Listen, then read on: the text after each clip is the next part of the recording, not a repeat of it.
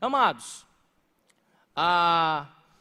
durante 3 anos do início do meu ministério, eu iniciei com essa congregação a qual nós estamos lá pastoreando, há mais de 3 anos, tem 3 anos e um pouquinho. E eu tive vários desafios lá, certo? Deus colocou em minha mão, em meus cuidados, 53 pentecostais. Pessoas que vieram de um contexto a qual viam anjos descendo, subindo, bola de fogo rolando no meio da igreja. Eu tive uma missão de despentecostalizar essas pessoas, certo? Foi um processo árduo, foi dolorido, não foi fácil. Muitas coisas precisaram ser mudadas, muitas concepções doutrinárias precisaram ser tiradas e a nova precisou ser colocada. É o que eu costumo dizer, é mais fácil você tratar um cristal bruto do que um mal lapidado. O processo é mais difícil. Só que, por incrível que pareça, o meu maior desafio para com esse povo que Deus colocou nas minhas mãos foi fazer com que eles compreendessem a importância, a relevância e a seriedade que se existe em uma igreja. E é sobre isso que eu quero tratar aqui nessa noite. Pode ser que tudo aquilo que aqui eu mencione, diga, pregue, fale, você tenha total conhecimento.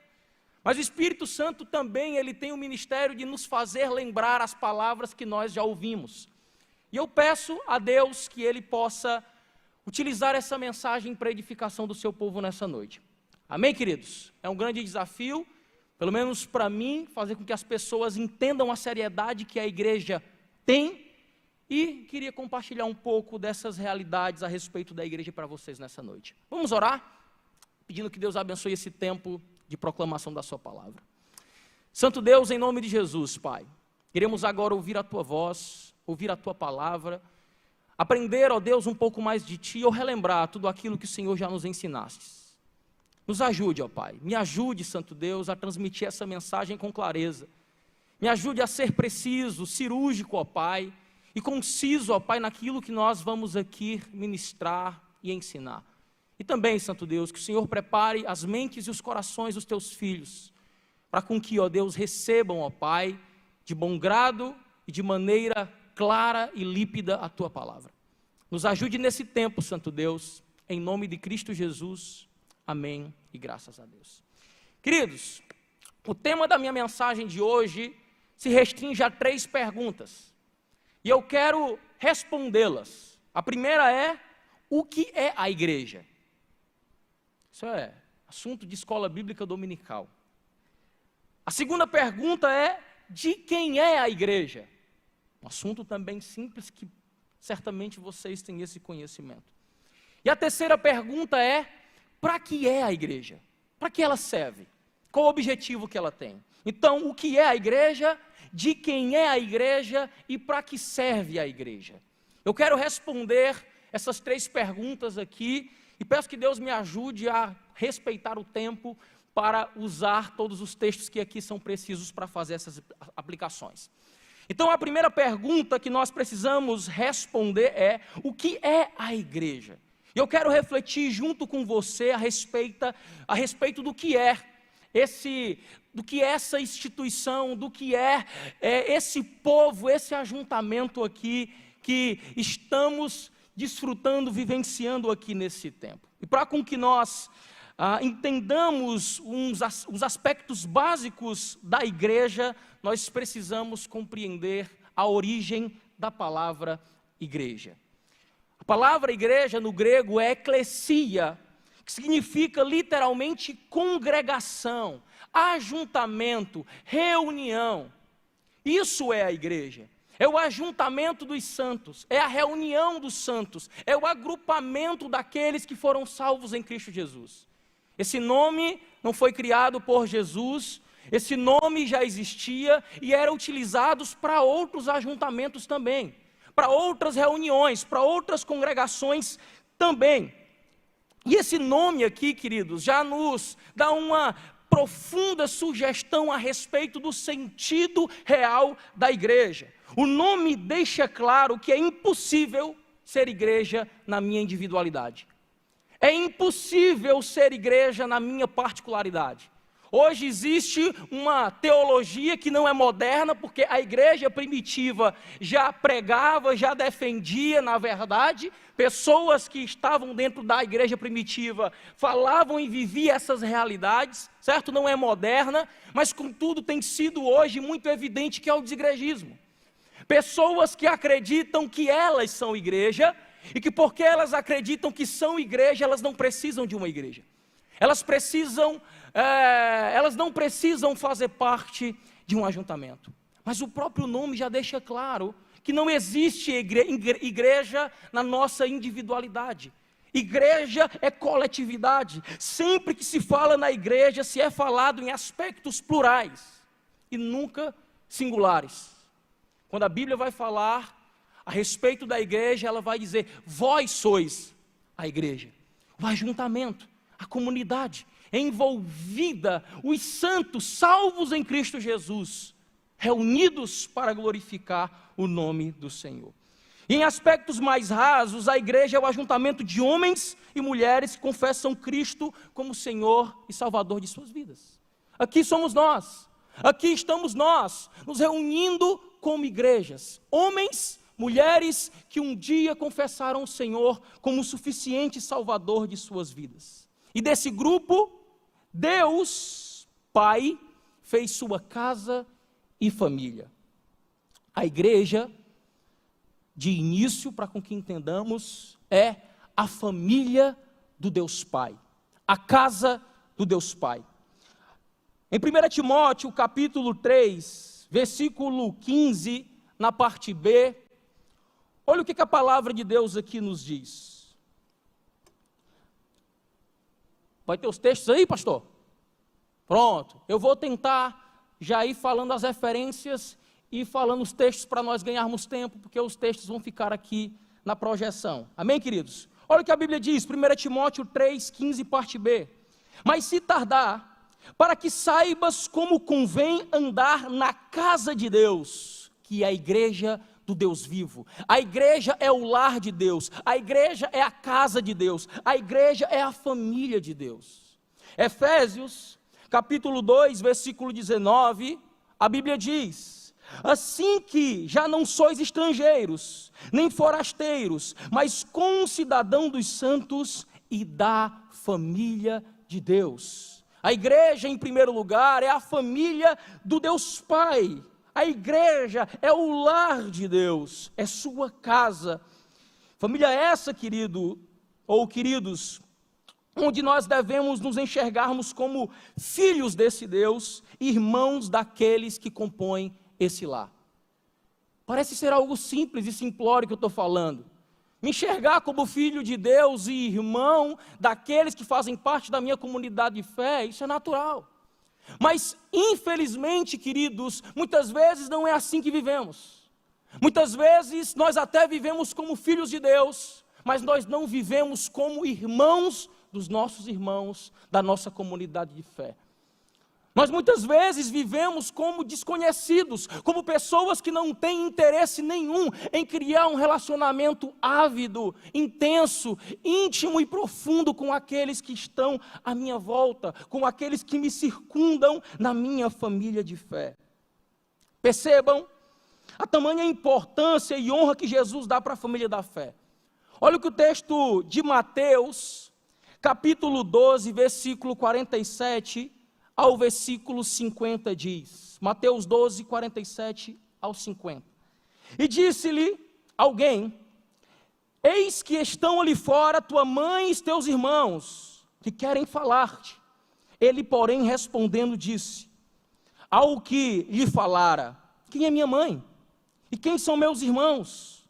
E estendendo suas mãos para os seus discípulos, disse: eis aqui a minha mãe e os meus irmãos. Porque qualquer que fizer a vontade de meu Pai que está nos céus, este é meu irmão e minha irmã e minha mãe. O objetivo de Jesus aqui, amados, nessa cena, não é desonrar os seus familiares, mas é enfatizar a importância que há na família de Deus. É para mostrar para mim e para você que eu devo ser importante para você e você deve ser importante para mim. que você tem que ser alvo do meu amor, que você tem que ser alvo do meu cuidado. E assim também eu ser alvo do seu cuidado e ser alvo do seu amor. Jesus está dizendo, olha, assim como a minha família biológica é importante, a minha família da fé também é. Esse foi o objetivo de Jesus. E por isso, queridos, nós devemos tratar nossos irmãos da fé como a Bíblia exige que tratemos os nossos familiares. É assim que eu preciso lhe tratar, é assim que você precisa me tratar, é assim que nós precisamos nos tratarmos mutuamente. E a Bíblia trata de forma muito profunda e intensa a tratativa que nós temos que ter para com os nossos familiares. E até fala algo muito radical, se nós não cuidarmos deles da maneira que se é devida e que se é proposta. Em 1 Timóteo, capítulo 5, verso 8, a Bíblia vai dizer: mas, se alguém não tem cuidado dos seus, e principalmente dos da sua família, negou a fé e é pior do que o infiel. Os domésticos da fé devem estar no grupo daqueles que são alvos dos nossos cuidados. O doméstico da fé deve ser tratado também, assim como nós tratamos os nossos familiares. Quem deu essa ênfase foi o próprio Jesus. Precisamos cuidar dos nossos irmãos. Precisamos nos tratar bem mutuamente. E isso é ser igreja. Olha o que a Bíblia diz em Gálatas capítulo 6, versículo 10. Então, irmãos, enquanto temos tempo, façamos o bem a todos, mas principalmente os da família da fé. Eu preciso ser o alvo do seu amor. Você precisa ser o alvo do meu amor.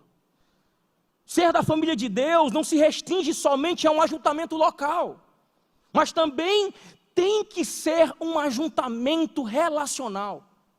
Ser da família de Deus, queridos, não se resume em chegarmos aqui, sentarmos nessas cadeiras, sermos espectadores do culto e depois irmos para nossa casa, embora, sem criarmos laços, sem criarmos alianças, sem nos relacionarmos, assim como a palavra de Deus estabelece. Até porque eu posso estar extremamente próximo geograficamente, mas estar profundamente distante relacionalmente. E congregar-se é relacionar-se. Congregar-se é se envolver. Não é vir aqui estar nesse ambiente somente sentado, assistindo como espectador esse culto e depois ir embora sem criar laços, sem criar relacionamentos, sem fazer dos seus irmãos e dos meus irmãos o alvo do nosso amor. E biblicamente, queridos, estar nessa condição não é se congregar. Viver nessa condição não é estar se congregando como a palavra de Deus estabelece. Congregar-se envolve relacionamento. Congregar-se exige com que nós tenhamos uma relação, um envolvimento mútuo entre um para com o outro. Eu sei que não é fácil viver essa realidade numa igreja desse tamanho, mas é necessário. Precisamos nos achegar com aqueles que são de nós distantes, porque eles são nossos irmãos e precisamos cuidar bem deles. E como eu vou saber como cuidar do meu irmão se eu não sei da sua necessidade? Hebreus capítulo 10, do versículo 24 ao versículo 25, esse texto é um texto muito usado para com que pessoas não deixem de participar presencialmente do culto. Mas não é só isso que o texto quer dizer. Mas não é só isso que o texto tem a nos ensinar. Quando ele diz, não deixei-vos de se congregar, ele não está dizendo, não deixe de marcar presença na igreja. Não é esse o sentido. Não é esse o intento. Olha o que a Bíblia diz, Hebreus 10, do 24 ao verso 25. E consideremo-nos, ou seja, atentemo-nos uns aos outros. Percebamos uns aos outros, observemos uns aos outros. Eu preciso ter sensibilidade para com meus irmãos. Eu preciso estar atento às necessidades dos meus irmãos. Eu preciso estar observando as carências dos meus irmãos. para nos estimularmos ao amor e às boas obras. Quem se estimular? Nós, mutuamente. O texto aqui fala de congregar-se, e ele continua dizendo, não deixando nossa congregação, não deixando de estar num ajuntamento, como é costume de alguns que fazem isso. Perceba que o desigrejismo já existia na igreja primitiva. Já tinha pessoas lá que consideravam irrelevante o fato de se congregar, o fato de estar na igreja, o fato de estar relacionando-se com seus irmãos. Então o texto diz, não deixando a nossa congregação, como é costume de alguns. De outra forma, admoestando-nos uns aos outros, e tanto mais quanto vedes que se vai aproximando aquele dia. Perceba o que o autor de Hebreus aqui está dizendo. Você não pode deixar de se congregar. Pelo contrário, você tem que se congregar. E como é que eu me congrego, pastor? Admoestando uns aos outros. Como é que eu me congrego, pastor? Atentando para a necessidade do meu irmão e estimulando ele na fé e no amor, para com que ele tenha uma vida que agrada a Deus. Isso só pode ser feito com envolvimento. Isso só pode ser feito com relacionamento. Isso só pode ser feito se tivermos uma relação entre partes. Congregar não se restringe a vir para esse lugar.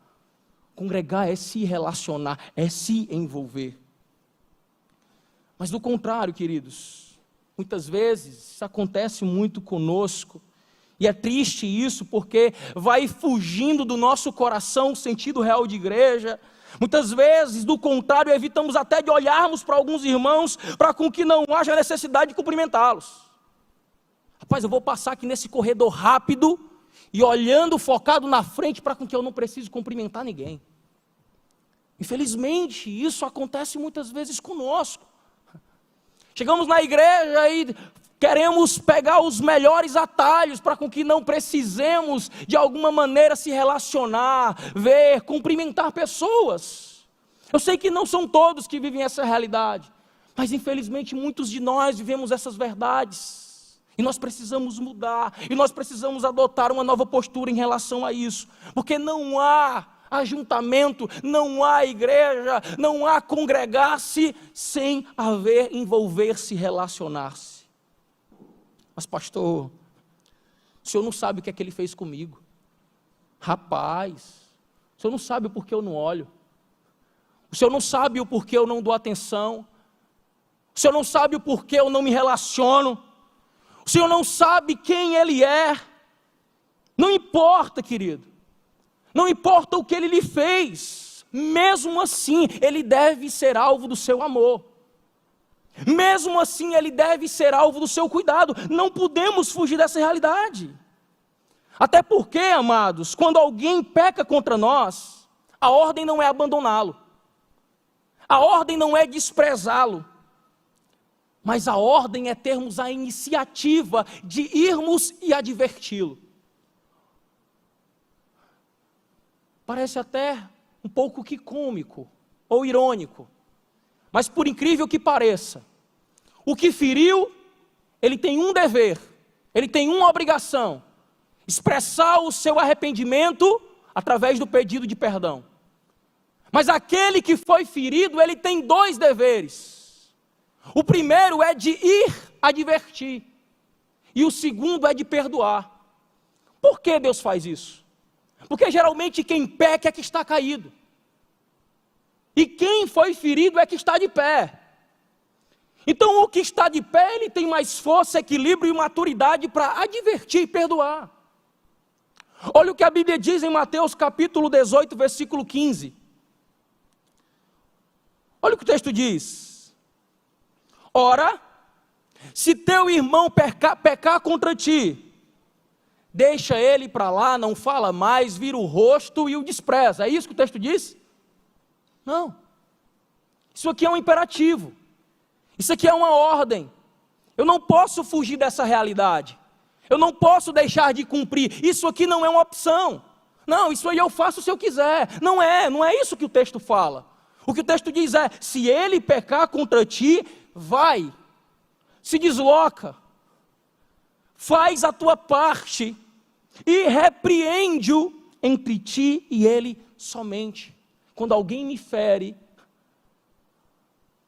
o dever não necessariamente é dele vir e pedir perdão, mas o dever é de que eu vá e o advirta, entendendo que ele é um salvo em Cristo Jesus, e sendo ele um salvo em Cristo Jesus, é um homem que terá desejo, é uma mulher que terá desejo de se arrepender dos seus pecados e se voltar para o centro da vontade de Deus.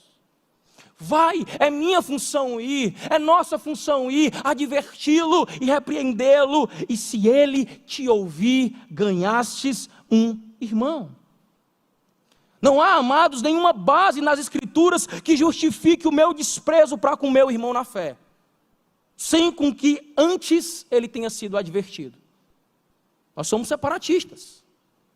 Eu sou um dos defensores do separatismo. O separatismo foi uma das doutrinas mais complicadas que eu vi e entendi para aplicar na igreja. Eu tive muita dificuldade também com isso.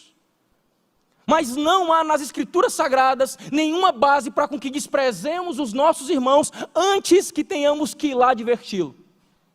A homem herege repreende 1 e 2 vezes, depois disso evita-o. Depois da repreensão, depois do trato, depois da exortação. Então não há bases para nós justificarmos essas atitudes. Eu não falo, eu não quero, eu não me relaciono. Tente fazer isso. Faça com que pessoas sejam alvos da sua relação, pessoas que você nunca falou, que você nunca se relacionou, eles são da sua família da fé, e você precisa se relacionar com eles, você precisa cuidar deles. A igreja, primeiro, é a casa do Deus Pai, e em segundo lugar, a igreja é o corpo do seu Filho. Colossenses capítulo 1, versículo 24, a Bíblia diz: regozijo-me agora no que padeço por vós, e na minha carne cumpro o resto das aflições de Cristo pelo seu corpo, que é a igreja. A igreja é corpo de Cristo, e como corpo de Cristo, a igreja é a expressão visível e atuante de Jesus na terra. É por meio da igreja que Jesus se move nesse mundo, é por meio da igreja que Jesus fala, é por meio da igreja que Jesus opera, é por meio da igreja que Jesus faz o seu ofício aqui nessa esfera natural. E por meio dessa igreja, por meio desse corpo de Cristo local, Jesus, corporeamente, está habitando, está operando, está agindo nesse bairro, nessa localidade. A igreja do Senhor é a expressão visível do corpo de Cristo na terra. A igreja é a representação legal de Cristo, incumbida de fazer a sua obra. 2 Coríntios, capítulo 5, do verso 19 ao verso 20. Olha o que a palavra de Deus diz. Isto é, Deus estava em Cristo, reconciliando consigo o mundo, não lhes imputando os seus pecados, e pôs em nós a palavra da reconciliação, de sorte que somos embaixadores da parte de Cristo, representantes de Cristo nessa terra, como se Deus por nós rogasse, como se Deus por nós falasse, como se Deus por nós proclamasse. Quando a igreja age, é Deus agindo por intermédio dela. Quando a igreja prega, é Cristo agindo por intermédio dela. Quando a igreja faz as suas obras, é Cristo fazendo essas obras por intermédio dela. Como se Deus por nós rogasse. Rogamo-vos, pois, da parte de Cristo, enviados por Cristo, que vos reconcilieis com Deus. A igreja, amados, assim como já mencionado, são os membros que formam um corpo e que cumprem as diretrizes da cabeça que é Jesus. A igreja, ela é guiada, ela é dirigida, ela é norteada, ela é conduzida pelas ordens de Cristo Jesus, que é a cabeça da mesma. Mas, para com que nós cumpramos as diretrizes da cabeça, Nós precisamos compreender a nossa importância, o nosso papel no corpo. Você, querido, só conseguirá cumprir a vontade de Cristo na sua vida se você compreender o papel que Deus lhe deu para somar nessa igreja. Se você foi colocado nessa igreja, se você foi enxertado nessa igreja, você tem uma função a desenvolver nela. Acaba que muitas vezes, sendo um tanto que problemático para alguns irmãos que não conseguem interpretar isso, o fato de fazer parte de uma igreja grande. Porque o indivíduo vê a igreja funcionando de uma forma tão harmônica, tão coesa, tão precisa, tão equilibrada, que ele diz para ele mesmo: eu não preciso fazer nada aqui. Essa igreja não precisa de mim. Essa igreja não precisa dos meus serviços. Essa igreja não precisa dos meus valores. E acaba com isso se acomodando. Mas nós precisamos entender o nosso papel. Porque se nós não compreendermos nossa importância e função no corpo, nós tendemos a nos eximir de nossas obrigações, achando que o corpo pode funcionar muito bem sem nós. Se você não entender o porquê Jesus lhe colocou aqui, você terá a tendência de fazer aquilo que muitos fazem, se eximir de sua responsabilidade. Não, a igreja funciona sem mim. É muito mais cômodo eu ficar nessa condição. É muito mais cômodo eu ficar estático. Mas se você foi colocado nesse lugar, você foi colocado para ser operoso. Nós somos membros do corpo, e o membro ele não pode ser inválido. O membro ele deve ser funcional. Se o seu dedo mindinho do pé esquerdo paralisar, o seu corpo vai sentir, o seu corpo vai se desestabilizar. E assim é quando algum de nós, assim é quando algum de vocês estagnam, estabilizam. Algum de vocês se eximem da responsabilidade. Por mais que vocês não consigam perceber de forma nítida, mas o corpo é prejudicado. Ele não caminha tão bem quanto poderia caminhar se você estivesse desenvolvendo a sua função no corpo. Se você estivesse fazendo a sua parte, o seu papel. Nós achamos, queridos, que nós podemos ser membros inativos. Nós achamos que nós podemos nos condicionarmos a chegarmos nesse lugar, sentarmos, nos posicionarmos como espectadores e depois irmos embora. Mas, queridos, quando nós nos eximimos de nossas responsabilidades, nós prejudicamos o bom desenvolvimento do corpo. Essa igreja, julgo eu, para mim é uma igreja referência. Ela funciona muito bem. Mas ela poderia funcionar de uma forma ainda melhor, mais intensa, mais precisa, se todos aqueles que fazem parte dessa comunidade de fé, de fato desenvolvessem as suas funções. De fato cumprisse o seu papel a qual Cristo chamou e estabeleceu para com que você aqui cumprisse. Até porque, queridos, o corpo crescerá com mais intensidade na medida em que todos os membros desenvolvem suas devidas funções. Olha o que a Bíblia vai dizer em Efésios capítulo 4, do verso 15 ao verso 16. Efésios 4, do 15 ao 16. Olha como é que a igreja cresce, se desenvolve.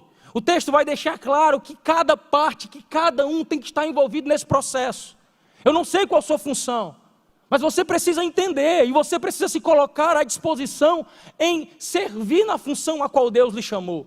Porque se Ele colocou você aqui, é porque Ele lhe colocou para ser um membro ativo, um membro operoso, um membro que age. Efésios 4, do 15 ao 16, olha o que a Bíblia diz.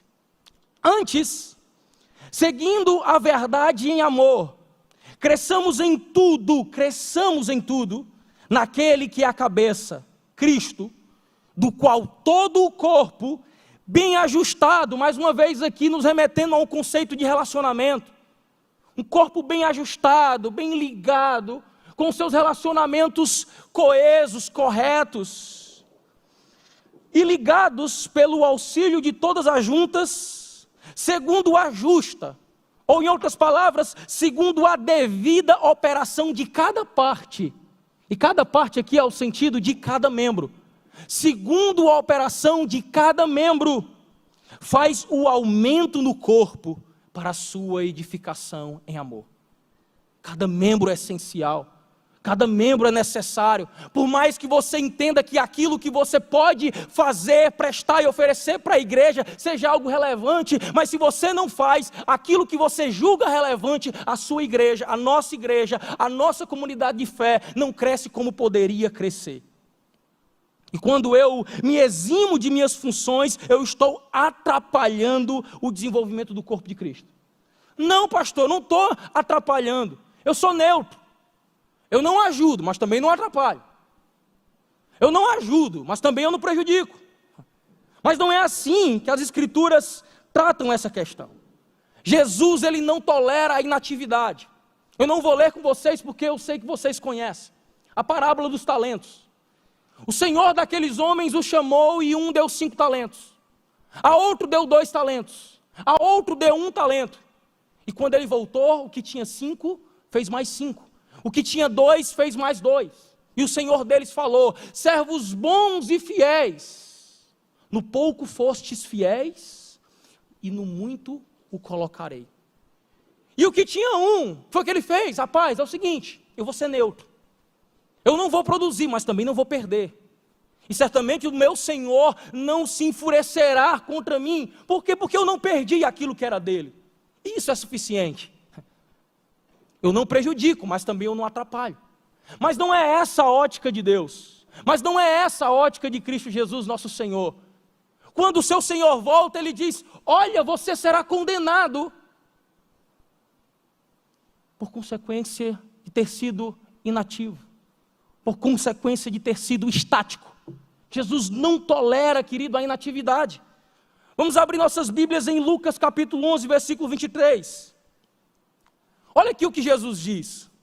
Eu tenho uma frase que eu costumo dizer, não é minha, certo? Mas eu costumo dizer assim: quem não me atrapalha, me ajuda muito. Quem não me atrapalha, me ajuda muito. Quem dera essa fosse a concepção de Jesus. Não é assim que Jesus pensa. Não é assim que Jesus se posiciona. Perceba como é a concepção de Jesus em relação à inatividade. Perceba como é a concepção de Jesus para com aquele que diz: eu não faço nada, eu fico na minha, mas também eu não atrapalho, também eu não prejudico. Olha o que Jesus diz: quem não é comigo, quem não trabalha comigo, quem não se envolve comigo, quem não está indo avante comigo, é contra mim. Mas Senhor, eu só não estou indo, deixa eu no meu canto. Mas se você não é comigo, se você não vem comigo, é contra mim. E ele diz mais: e quem comigo não ajunta, espalha. Imagina que caiu várias moedas aqui. E nosso amado irmão Renan fica aqui olhando, e eu vou lá e vou juntar as moedas. Eu, na condição de Jesus, na minha concepção, eu estou pensando: poxa vida, como o Renan está me atrapalhando? Porque esse é o conceito de Jesus. Jesus não tolera a inatividade. Quem é neutro, quem é inativo, quem é estático, está espalhando. Por que está espalhando? Porque não está fazendo com que o corpo cresça como ele poderia crescer, se você desenvolver sua função, se você agisse naquilo que Deus lhe qualificou, se você agisse naquilo que Deus lhe chamou para com que você fizesse e desenvolvesse. Por isso, queridos, tenham isso na mente de vocês. Todo o agravo que você gera a uma igreja verdadeira, você está gerando contra o próprio Cristo. Se você é inativo, se você é estático, se você não utiliza os seus talentos para somar na igreja de alguma forma, por mais que você não perceba, por mais que você não ache isso, mas você está causando agravos para essa igreja. Essa igreja se desenvolve certamente sem a sua atividade, mas ela não se desenvolve como poderia se desenvolver se você fosse um membro ativo, operoso, atuante, ávido na obra a qual o Senhor lhe capacitou e lhe chamou para fazer. Igreja é a expressão física de Cristo na terra, e quando eu prejudico ela, eu estou gerando agravos para a própria pessoa de Cristo. Seja esse agravo realizado por meio de uma atitude de depreciação passiva ou ativa. Seja eu prejudicando por não estar fazendo nada, seja eu estar prejudicando por estar fazendo alguma coisa contra a igreja. Tenham muito cuidado em relação a isso. eu abro bastante os olhos daqueles a qual eu lidero e pastoreio. Cuidado, cuidado quando difamar a igreja, cuidado quando falar mal da igreja, cuidado quando for fazer um complô para de alguma maneira dividir e destruir a igreja. Cuidado quando você quiser criar alguma situação para tirar e para afetar algum membro da igreja. Isso é sério. Você está lutando contra o próprio Cristo. Até porque, amados, todas as minhas atitudes na igreja local é a expressão dos meus sentimentos e das minhas ações na igreja universal. O que é a igreja local? Essa igreja aqui. Qual é a igreja universal? É a igreja santa do Senhor, composta por todos os santos salvos do mundo todo. E talvez você de alguma forma gere agravos para essa igreja e diga: não, mas eu não estou fazendo isso contra a igreja de Cristo. Eu estou fazendo isso contra a igreja, Cristo é vida. Não. Não há nada que você faça contra essa igreja que não reflita na igreja universal. Tudo aquilo que você faz contra essa igreja, você está fazendo contra a igreja universal. Todo levante, toda força depreciativa, destrutiva, que você utiliza para prejudicar a igreja verdadeira do Senhor, isso implica nos seus sentimentos e nas suas ações para com a igreja universal. Perceba o exemplo de Saulo. Quem foi que questionou Saulo? Foi a igreja? Não, foi o próprio Cristo. Saulo não matou Cristo. Saulo não perseguiu literalmente a pessoa de Cristo. Saulo não causou agravos pessoais à pessoa de Cristo. Mas quando Cristo se manifesta a Saulo, o que é que ele diz? Saulo, por que tu me persegues? Saulo, tu me persegues porque tu persegue a minha igreja. Tu luta contra mim porque tu luta contra a igreja. E quem luta contra a igreja, luta contra a minha pessoa.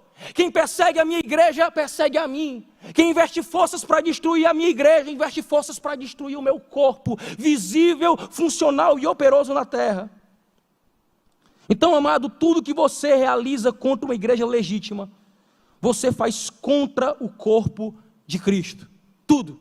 Se é uma igreja legítima, e se você faz algo contra ela, você está fazendo contra o corpo do nosso Senhor e Salvador Jesus Cristo. Mas pastor, o que é uma igreja legítima? Como eu consigo identificar, como eu consigo diagnosticar a característica que define o que é uma igreja legítima e o que não é? Uma igreja legítima, amados, é toda congregação que tem um compromisso fiel com as doutrinas bases do cristianismo. Existem muitas igrejas aí. Tem placa de igreja, tem nome de igreja, tem cadeira, o ambiente é configurado num aspecto que as igrejas se configuram, tem púlpito, tem líderes, tem homens que se professam pastor, mas que contudo não são igreja ou igrejas legítimas. E como eu faço, pastor, para identificar isso? Porque nós, queridos, nós, cristãos fundamentalistas, precisamos sim fazer e causar agravos, não pejorativos, obviamente, mas causar agravos à igreja em real, à igreja falsa. É nossa função condenar as obras da igreja falsa. É por isso que aqui nós temos que ter um equilíbrio. Porque nós vamos pensar, não, eu não posso fazer nenhum agravo contra a igreja. Você não pode fazer nenhum agravo contra a igreja verdadeira, a igreja legítima. Mas contra a igreja falsa nós temos que fazer agravos. Nós temos que de alguma forma influenciá-las, fazer com que elas sejam caladas, cerceadas, porque elas estão disseminando falsas verdades, um falso evangelho. Mas o que eu faço para identificar uma igreja verdadeira? Quando uma igreja é uma igreja legítima? 1 Timóteo capítulo 3, o verso 15. 1 Timóteo 3, 15. Olha o que a Bíblia diz. Mas, se tardar, para que saiba como convém andar na casa de Deus, que é, a casa de Deus é a igreja do Deus vivo, e como a igreja do Deus vivo se posiciona como coluna e como baluarte, como firmeza da verdade. A igreja do Deus vivo, ela é coluna de sustentação da verdade, e ela é baluarte, ela é forte que protege a mesma. Por isso, queridos, todas as igrejas que defendem a verdade, que pregam a verdade, por mais defeituosas que sejam, talvez em sua organização, por mais defeituosas que sejam em relação ao seu aspecto ambiental, por mais defeituosa que seja em relação à forma que é conduzido o louvor, se toca bonito, se toca desafinado, mas se ela é uma defensora da verdade, se ela é coluna de sustentação e defende zelosamente as Escrituras, ali há uma igreja do Deus vivo.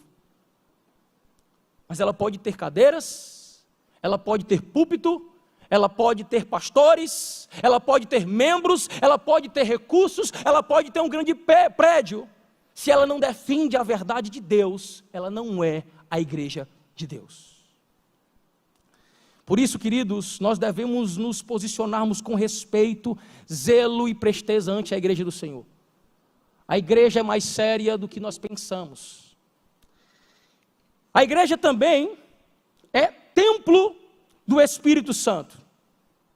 Olha o que o texto em Efésios capítulo 2, do verso 19 ao 22 diz: assim que já não sois estrangeiros, nem forasteiros, mas concidadão dos santos e da família de Deus, edificados sobre o fundamento dos apóstolos, de que Jesus Cristo é a pedra de esquina. E essa pedra aqui, no contexto da época, os pedreiros iam nas pedreiras e escolhiam as mais bem lapidadas. E a partir dessa pedra, todo o edifício era construído, porque era uma pedra perfeita, era uma pedra bem reta, era uma pedra dentro do esquadro. E o texto diz que nós somos edificados sobre os fundamentos dos apóstolos, sobre os alicerces dos apóstolos, de que Jesus Cristo é a principal pedra de esquina, no qual todo o edifício, e mais uma vez o texto nos remete a esse conceito de relação, de unidade, de unificação. Todo o edifício bem ajustado cresce para templo santo no Senhor, no qual também vocês, nós somos edificados para a morada de Deus em espírito. Deus mora na igreja em espírito, Deus se move na igreja em espírito. E é por isso que é na igreja, queridos, que nós vamos desfrutar de uma dose mais intensa do agir do Espírito Santo sobre as nossas vidas. É aqui nesse lugar, é aqui nesse ajuntamento, é aqui nesse ambiente, é quando nós estamos reunidos, que o Espírito Santo se move de uma forma mais intensa, mais enfática, uma forma especial. E aqui eu listei algumas características do Espírito Santo. E Espírito esse que se move com essas características de uma maneira mais intensa na casa de Deus, na igreja do Senhor. É na igreja que o Espírito Santo se move de maneira especial, convencendo o homem do pecado, do juízo e da justiça. Porque a Bíblia diz em João 16:8, que quando ele vier, ele convencerá o homem do pecado, do juízo e da justiça. Ele faz isso fora. Ele faz isso também na particularidade dos homens, mas ele realiza essa obra de uma maneira mais intensa na igreja. Ele se move de uma forma mais intensa, convencendo homens do pecado, do juízo e da justiça, no ajuntamento da igreja. Perceba, olhe para a história da igreja. Perceba o quanto de pessoas foram salvas em grandes cruzadas, onde a igreja estava reunida, orando, intercedendo, pregando, divulgando a palavra. O Espírito Santo se move de maneira especial, convencendo o homem do pecado, do juízo e da justiça na igreja. É na igreja que o Espírito Santo se move de forma especial, nos guiando em toda a verdade. É isso que a Bíblia diz em João 16:13, na parte A. Quando ele vier, o Espírito da verdade, ele nos guiará em toda a verdade.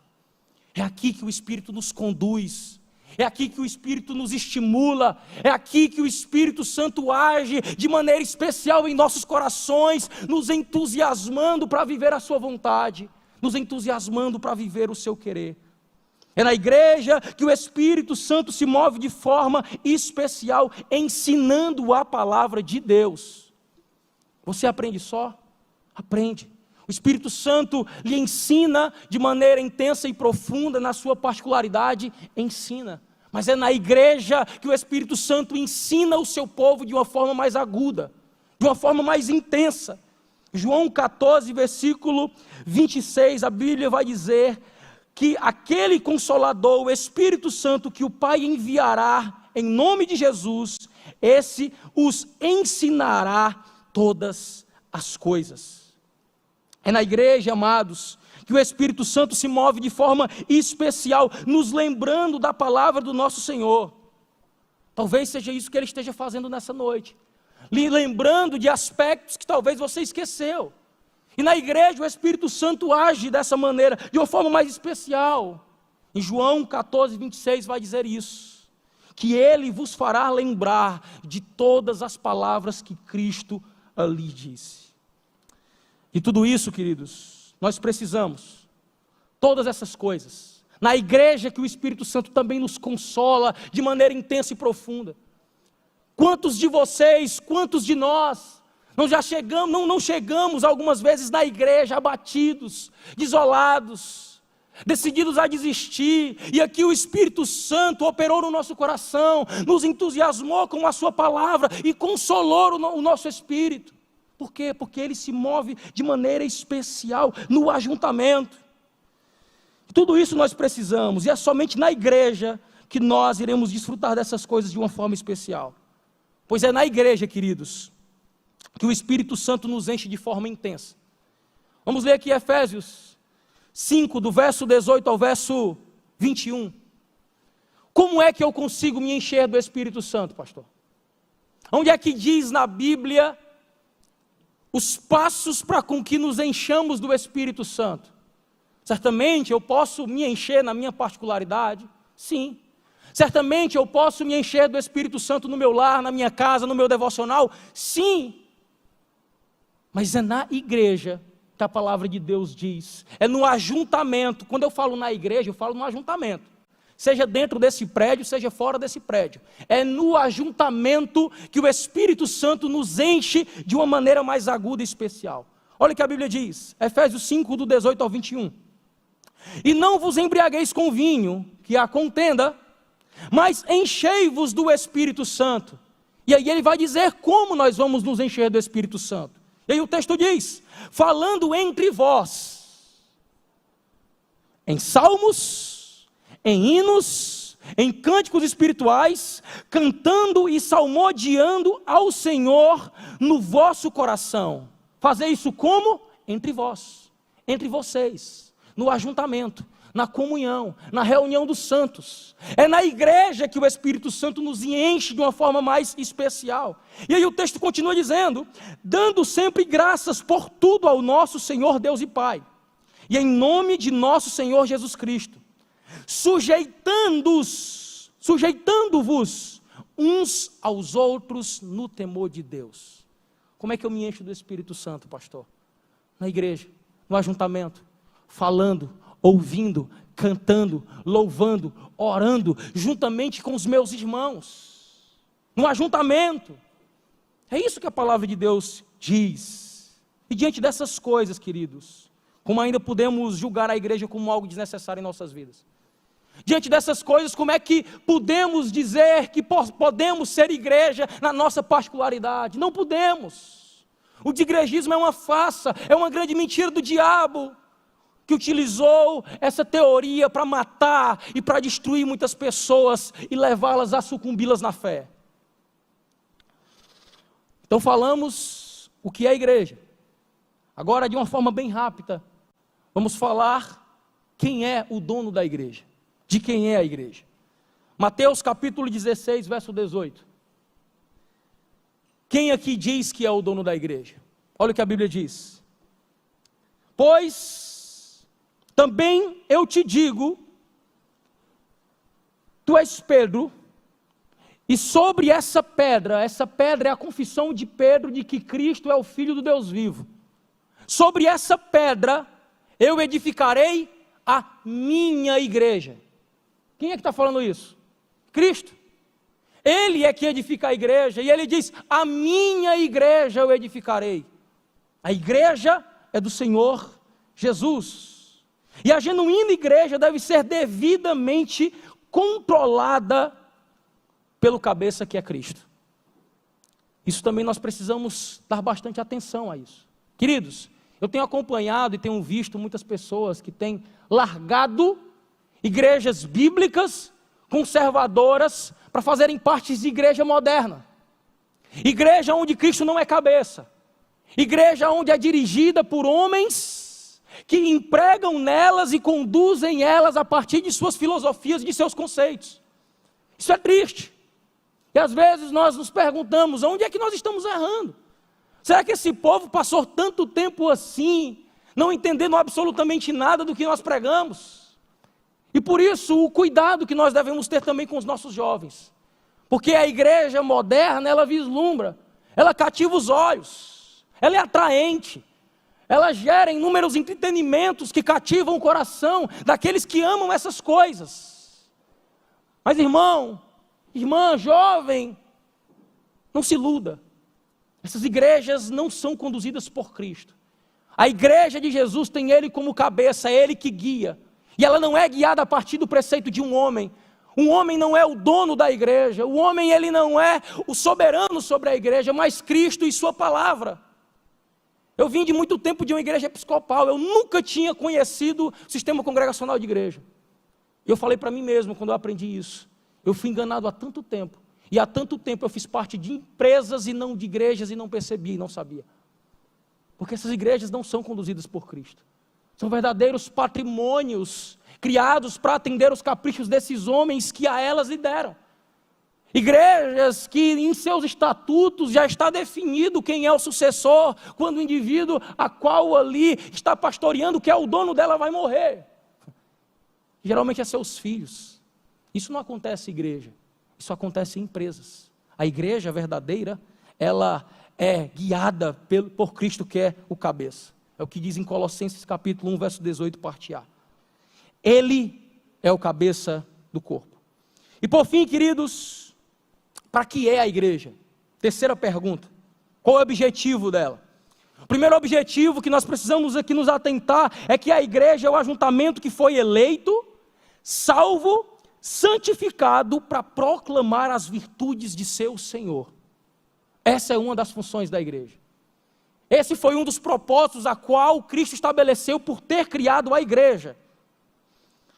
Veja o que a Bíblia diz em 1 Pedro capítulo 2, verso 9. Olha o que o texto diz.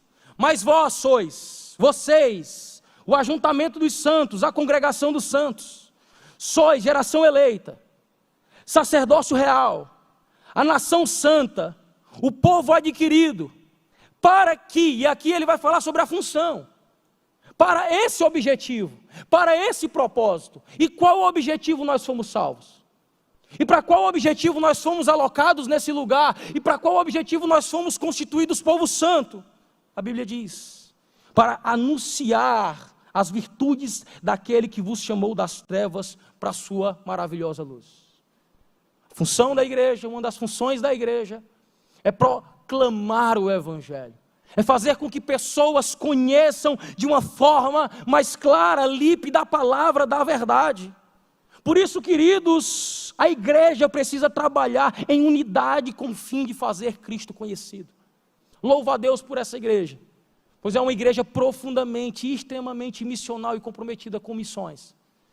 Mas nós não podemos também nos eximir de nossas responsabilidades, de ser luz no mundo, de ser sal nessa terra, de divulgar, de propagar dentro das nossas limitações, obviamente.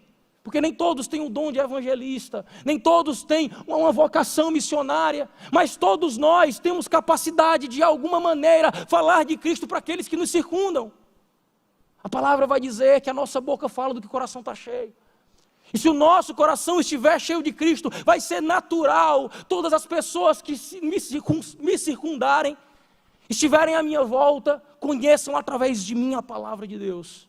Precisamos nos envolver em missões, na nossa escola, na nossa faculdade, para com os nossos amigos, para com os nossos familiares. Você já pregou para o seu pai? Já pregou para a sua mãe? Já pregou para o seu primo? Já começou esse processo na sua casa? Você é o missionário mais perto da sua família. Às vezes é dolorido nós recebermos um não dos nossos familiares. Eu tenho experiências como essas constantes. Eu prego constantemente o evangelho para minha mãe e para o meu pai, constantemente. E algumas semanas atrás eu preguei para eles. Os olhos marejaram, os corações foi perceptível que latejaram. Mas quando eu fiz o apelo, disseram: eu não quero, eu não preciso. Precisamos falar. Mesmo que rejeitem, nós somos os missionários mais próximos dos nossos familiares. Cada um de nós, queridos, temos por obrigação de investirmos tudo que for possível para cumprirmos essa missão. Precisamos ser envolvidos nisso. É uma função da igreja. A igreja, ela faz filantropia? Faz, mas não foi esse o propósito para qual a igreja foi criada. Muitas vezes nos envolvemos muito mais em fazer filantropia, como muitas igrejas aí fazem. Quando vamos fazer filantropia, percebemos um grupo muito maior de irmãos, um grupo muito maior de crentes envolvidos.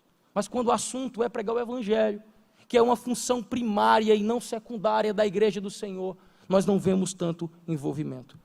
E por fim, queridos, a igreja é o ajuntamento onde somos exercitados para nos tornarmos conforme a imagem de nosso Senhor. A função da igreja é propagar o evangelho, mas a função da igreja também é de nos aperfeiçoarmos mutuamente, para com que nós sejamos pessoas parecidas com Cristo, Senhor e Salvador das nossas vidas. Vamos abrir nossas Bíblias em Efésios. E Ele mesmo deu uns para apóstolos, outros para profetas, outros para evangelistas e outros para pastores e doutores. Deu para quem? Deu para a igreja isso. Querendo, com a finalidade de aperfeiçoar os santos, querendo o aperfeiçoamento dos santos, querendo o desenvolvimento dos santos. Para quê? Para a obra do ministério. A obra do ministério de cada crente em particular. A obra do ministério de cada indivíduo que está sendo edificado. Com que objetivo eles vão ser aperfeiçoados para a obra do ministério? Com o objetivo de edificar o corpo de Cristo. Com o objetivo de fazer com que os membros desse corpo se tornem cada vez mais parecidos com o seu Senhor. Até que todos cheguemos à unidade da fé e ao conhecimento do Filho de Deus, a homem perfeito, à medida da estatura completa de Cristo. Precisamos nos aperfeiçoarmos, porque a meta que a igreja tem para com todos aqueles que fazem parte dela, é fazer com que esses indivíduos cheguem mais próximos da imagem de Cristo, sejam mais parecidos com o Cristo Senhor de suas vidas, para que não sejamos mais meninos inconstantes, levados em roda por todo o vento de doutrina, pelo engano dos homens, que com astúcia enganam fraudulosamente. Antes, seguindo a verdade em amor, cresçamos, sejamos edificados em tudo, naquele que é o cabeça Cristo, do qual todo o corpo, bem ajustado e ligado pelo auxílio de todas as juntas, segundo a justa operação de cada parte, faz o aumento do corpo para edificação do amor. O objetivo da igreja é fazer com que cada um de nós sejamos pessoas mais parecidas com Cristo. É propagar para os que estão perdidos e fazer com que os que estão dentro se desenvolvam e sejam pessoas mais santas, mais puras, mais consagradas. Amados, e essa função é de todos nós. Essa função não é só do pastor. Essa função não é só do diácono, essa função não é só da liderança, essa função não é só dos professores, é nossa. Foi nós que Ele chamou para que cumpramos essa missão de edificar o corpo de Cristo. É todos operando, é todos agindo. Gabinetes pastorais hoje estão cheios. E a evidência disso, e o que faz com que isso aconteça, é o fato da igreja não estar mais se cuidando. Às vezes chegam casos extremamente bobos, que para nós, que para alguns que fazem parte da membresia da igreja é simples, mas para um indivíduo que está com problema não é. E que o seu irmão que está ao seu lado pode dar esse suporte, porque esse chamado foi para todos nós, de nós edificarmos uns aos outros. Lembra do que é congregar? É envolver-se, é relacionar-se. É função de nós consolarmos uns aos outros. 1 Tessalonicenses 4,18 diz: portanto, consolai uns aos outros. Não é só do pastor, é nossa função. Nós precisamos colocar pessoas, irmãos na nossa agenda. Nós precisamos doar tempo para aqueles que têm necessidade. Nós precisamos ter sensibilidade para aquele que está sucumbindo na fé e se desviando do nosso lado, para com que possamos dar um suporte e uma ajuda. Muitas vezes o pastor ele não tem essa ótica, porque ele está envolvido com inúmeras outras coisas. Mas você está do lado do indivíduo que está morrendo espiritualmente. Você está do lado do indivíduo que está profundamente aflito. E você não consola. Você não cumpre com o seu papel. É função nossa consolarmos uns aos outros. É função nossa edificarmos uns aos outros. 1 Tessalonicenses 5, verso 11, parte B. Edificai-vos uns aos outros. Eu preciso lhe edificar, você precisa me edificar. Eu tenho que ser alvo do seu amor, você tem que ser alvo do meu amor. Eu tenho que observar a sua vida, eu tenho que ter cuidado de você, eu tenho que ter percepção da sua necessidade e eu tenho que me dispor a amar. Isso é o que é o amor. O amor não é fácil ser vivido. Eu acho que é a parte mais complicada das escrituras a ser praticada. É o amor. Se nós formos avaliar realmente o que diz 1 Coríntios capítulo 13, nós vamos ver o quanto é difícil. Mas é isso que vai fazer com que tenhamos vida de igreja. É nossa função exortarmos uns aos outros. Hebreu 3,13 vai falar sobre isso. Eu tenho que questionar o meu irmão quando eu ver com que ele esteja sucumbindo na fé. E não ficar só criticando. E não ficar olhando para ele, vendo ele se autodestruir, mas exortar: meu irmão, não vai por esse caminho, é caminho de morte, conta comigo, eu estou aqui para te ajudar. Você não tem noção como isso cura. São experiências práticas da minha vida, antes do ministério pastoral. Não esperava o meu irmão ser tratado, ter um tempo com o pastor. Eu ia lá, tentava cuidar, tentava dar suporte. E você não sabe como é simples isso e o quão isso cura e refrigera aquele que está vivendo uma vida de pecado. A Bíblia diz em Romanos 12:15 que nós devemos nos alegrar com os que se alegram e chorar com os que choram. Vida de igreja, mutualidade, uns para com os outros. Para que isso, pastor? Nós exercitarmos uns aos outros na caminhada da fé, para com que seja parecido com Cristo, para com que se limpe cada vez mais. Para quê? Para com que naquele dia nós estejamos prontos para o grande encontro com o noivo Cristo Jesus. Vamos abrir esse último texto em Apocalipse, capítulo 19, do versículo 6 ao versículo 9, para nós finalizarmos.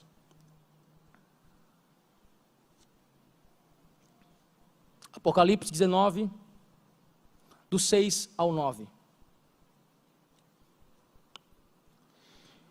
E ouvi como que a voz de uma grande multidão, e como que a voz de muitas águas, e como que a voz de grandes trovões, que dizia: aleluia, pois já o Senhor Deus Todo-Poderoso reina.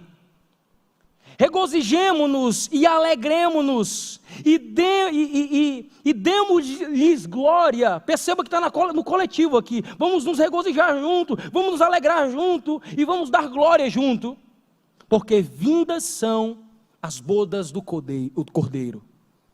Vindo é o dia do casamento, e já a sua esposa se aprontou.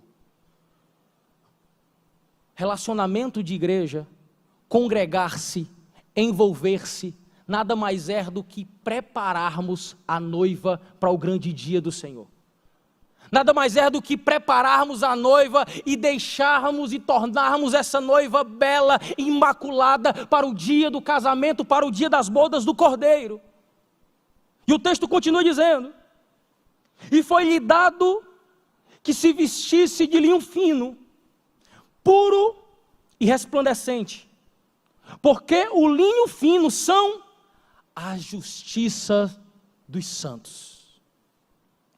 Essa justiça vem por meio de quê? Vem por meio de uma vida de igreja, vem por meio de consolarmos uns aos outros, de advertirmos uns aos outros, de nos alegrarmos uns com os outros, de exortarmos uns aos outros, para com que essa igreja seja cada dia que passa cada vez mais santa, cada vez mais parecida com Cristo. Não podemos estagnarmos na nossa vida de santificação.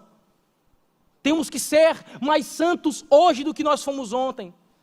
Temos que ser mais santos amanhã do que fomos hoje. A nossa vida de santificação é progressiva, é gradual, ela não para, ela é constante, ela é contínua. Não se acomode na sua condição moral que você está hoje. Busque cada vez lutar contra as suas inclinações, contra os seus pecados, para com que você seja cada vez mais santo. E se não consegue sozinho, peça ajuda. Existem pessoas que ligam para mim, hoje foi um caso. Um irmão ligou para mim completamente desesperado. Estava diante de uma situação completamente complicada. Estava diante dos seus olhos a sua queda, o seu pecado. E uma ligação ajudou ele a conseguir fugir daquela realidade e tornar ele uma pessoa mais santa, que venceu contra a inclinação do seu coração. Mas às vezes nós não temos pessoas assim na igreja, para contarmos, para ligarmos, eu estou prestes a cair, porque as pessoas não dão tempo mais para nós, as pessoas não nos colocam mais em suas agendas, nós não somos mais alvos do seu amor. É a justiça dos santos, o linho fino. E disse-me, escreve, bem-aventurados aqueles que são chamados à ceia das bodas do Cordeiro. E disse-me, estas são as verdadeiras palavras de Deus. Vale salientar, queridos, aqui para finalizar, que a igreja invisível, ela não é constituída por todos aqueles que fazem parte da igreja visível. A igreja genuína de Cristo Jesus, ela não é constituída necessariamente por todas as pessoas que fazem parte da igreja visível, da igreja que está aqui nessa terra. Mas a igreja invisível é certamente e com certeza constituída por todos aqueles que vivem uma vida de igreja na igreja visível. Você está vivendo vida de igreja na igreja visível? Se você não está vivendo uma vida de igreja na igreja visível, avalie seus conceitos, avalie seus posicionamentos, porque se você não está vivendo uma vida de igreja na igreja visível, possivelmente você não vive uma vida de igreja na igreja invisível. Somente aqueles que vivem uma vida de igreja na igreja visível participarão desse maravilhoso e magnífico casamento do Senhor com a sua noiva e sua amada igreja. Então, amados, que respeitemos a igreja. A igreja é algo sério, não podemos brincar. Que sirvamos a igreja, que vivamos uma vida de igreja, de verdade, nos congregando de verdade, para com que façamos parte desse casamento de nosso Senhor Jesus com a sua igreja. Vamos orar?